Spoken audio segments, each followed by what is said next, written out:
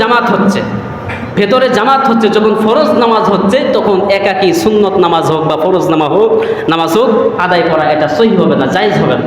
ভিতরে যখন জামাত হচ্ছে, আপনি যদি একাকী সুন্নত পড়েন অথবা নফল পড়েন অথবা আপনি একাকী ফরজ পড়েন, তাহলে এই নামাজ আপনার ধর্তব্য হবে না। কেন? যে জামাতের থেকে আপনার নামাজের মূল্য বেশি নয়। একাকী মুনফারিদ এবং জামাতের মূল্য সব থেকে বেশি। ইমাম যদি একজন ফাসেক হয়, আপনি জানেন ইমাম সাহেব মাত্রই সিগারেট খেয়ে মসজিদে আসছে, কি খেয়ে?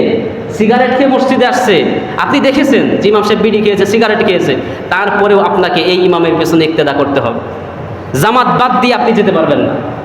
আপনি জানেন ইমাম বিড়ি খায়, সিগারেট খায়, তামাক খায়, গোল খায়, তারপরেও আপনি যেহেতু মসজিদে জামাতে শরীক হওয়ার জন্য আসছেন, আপনি কিন্তু এখন আর বের হতে পারবেন না।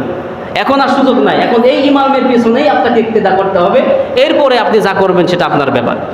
তো এরকম ধরনের অনেক বিষয় আছে যেগুলি আমাদের জানার, অনেক কিছু জানি না, অনেক কিছু জেনেও আমরা সেগুলিকে মানি না, যার ফলে নামাজের পরিপূর্ণ এর হাকিকত আমরা আদায় করতে পারি না। আল্লাহ পাক আমাদেরকে এগুলি জানার এবং কার্যে পরিণত করার তৌফিক দান করুন। আমিন।